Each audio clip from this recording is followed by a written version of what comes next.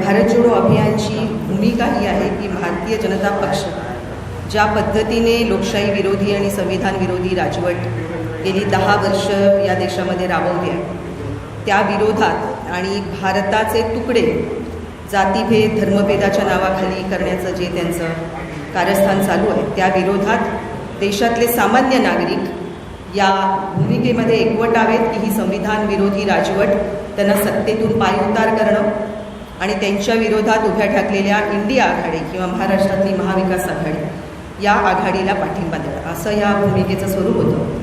आणि संविधान जेव्हा धोक्यात आहे, संविधानाचं प्रास्ताविकातले पहिले शब्द आहेत आम्ही भारताचे लोक।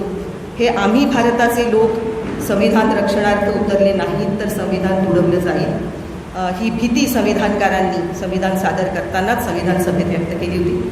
डॉक्टर बाबासाहेब आंबेडकरांनी याबद्दल आपलं मत व्यक्त केलं होतं। आता ज्या काळातून आपण जातो आहोत ते निश्चितच ते आव्हान आहे आणि त्यामुळे आमचं भारतीय जनतेला हे आवाहन होतं की आम्ही भारताचे लोक म्हणून सामान्य नागरिक आता या निवडणुकीच्या रिंगणात उतरले पाहिजेत आणि राजकारण हे आपलं क्षेत्र नाही असं म्हणणाऱ्या सामाजिक संघटना असतील, कार्यकर्ते असतील, नागरिकही असतील, त्यांना याची जाणीव दिली पाहिजे की ज्या दिवसापासून आपण भारतीय नागरिक झालो त्या दिवशी आपली राजकीय ओळख तयार झाली आणि त्यामुळे नागरिक म्हणून आपण या कामामध्ये उतरण्याची आवश्यकता आहे। आणि ह्या भूमिकेतून आम्ही देशभरात आणि महाराष्ट्रात काम केलं। लोकसभा निवडणुकीमध्ये देशभरातल्या 155 लोकसभा मतदारसंघात आणि महाराष्ट्रातल्या 23 लोकसभा मतदारसंघात भारत जोडो अभियानच्या टीम्स काम करत होत्या आणि देशातल्या 155 पैकी 75 जागांवर इंडिया आघाडीचे उमेदवार निवडून आलेले आहेत। महाराष्ट्रात ज्या 23 जागांवर आम्ही काम केलं त्यापैकी 17 जागांवर इंडिया आघाडीला विजय मिळाला।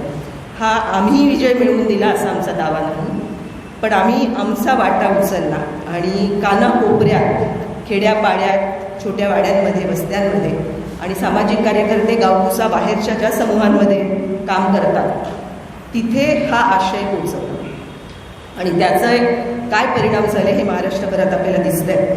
आणि ज्या 3 राज्यांनी या निवडणुकांमध्ये लोकसभा निवडणुकीत मोलाची भूमिका बजावली त्यामध्ये निश्चितच महाराष्ट्र एक आहे आणि महाराष्ट्रातल्या मतदारांनी भारतीय जनता पक्षाच्या राजवटीला एक दणका दिलेला आहे आणि त्यामुळे आम्ही असं म्हणतो की महाराष्ट्राचं जे गीत आहे, जय जय महाराष्ट्र माझा गरजा महाराष्ट्र माझा, त्यामध्ये एक ओळ आहे, दिल्लीचे ही तख्त राखी तो महाराष्ट्र माझा।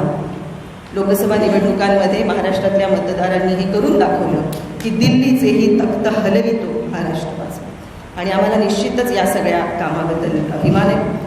आत्ता विधानसभा निवडणुकींमध्ये आम्ही महाराष्ट्रातल्या जवळपास 140 ते 145 विधानसभा मतदारसंघामध्ये आमच्या टीम्स काम करत आहेत आणि ते करताना आत्ता लोकसभा निवडणुकांनंतर महाविकास आघाडीचे 3 प्रमुख पक्ष काँग्रेस, खरी राष्ट्रवादी काँग्रेस, शिवसेना या 3 पक्षांची जी आघाडी आहे महाविकास आघाडी, या 3 आघाड्यांकडून आता विधानसभा निवडणुकीमध्ये आणखीन समन्वयाने काम झालं। कारण लोकसभा निवडणुकीमध्ये जे बारकाईने काम झालं त्याचं महत्त्व ओळखल्यामुळे असेल, पण 3 पक्षांबरोबर आमची मोठी संमेलनं झाली।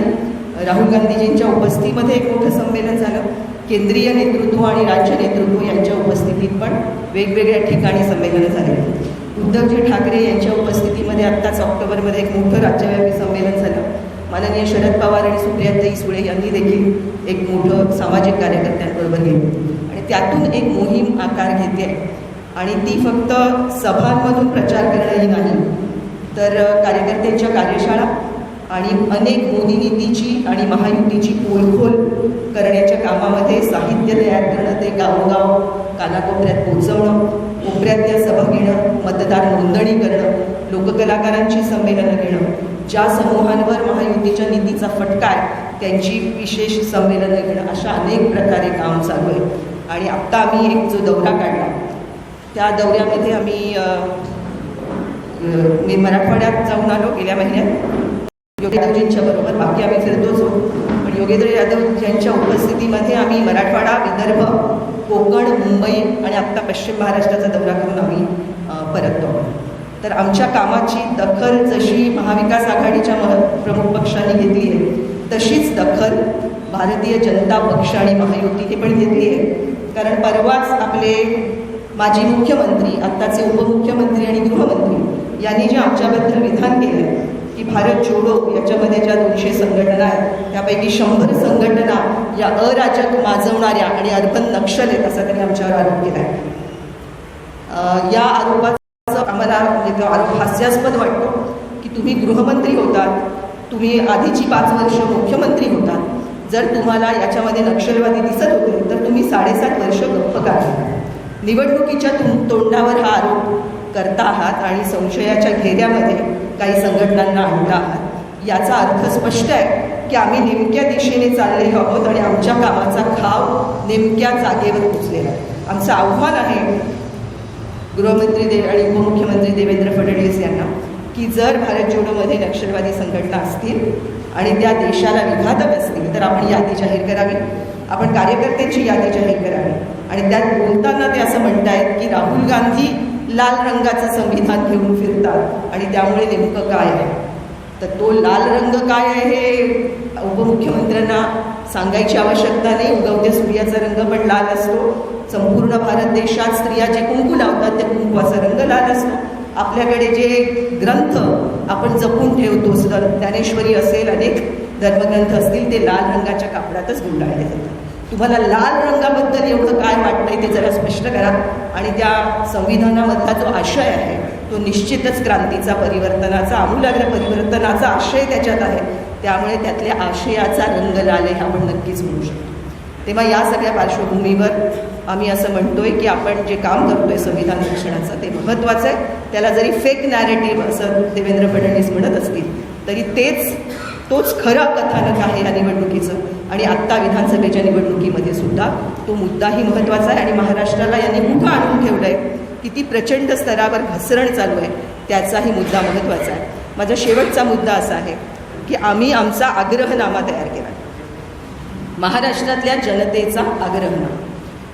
तिन्ही पक्षांचे आणि महाविकास आघाडीचा जाहीरनामा तयार होण्याच्या 2 महिन्याआधी महाराष्ट्रातल्या जनतेचा आग्रहनामा आम्ही सादर केलेला आहे माननीय पृथ्वीराज चव्हाण साहेबांना, माननीय उद्धव ठाकरेंना, माननीय शरद पवारांना. आणि त्या आग्रहनाम्यामध्ये आम्ही असं म्हणतोय की कुठं न्यायचा आहे महाराष्ट्र माझा.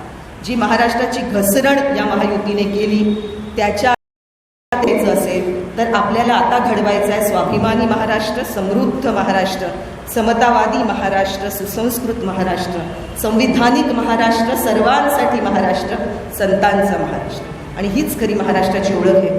त्या ओळखीपासून खाली घसरण जी झाली आहे तिथून आपण पुन्हा एकदा महाराष्ट्राला तिच्या मूळच्या जागेवर, वाटेवर आणायची गरज आहे. आणि ते आव्हान घेऊन भारत जोडो अभियान निवडणुकीच्या रिंगणात.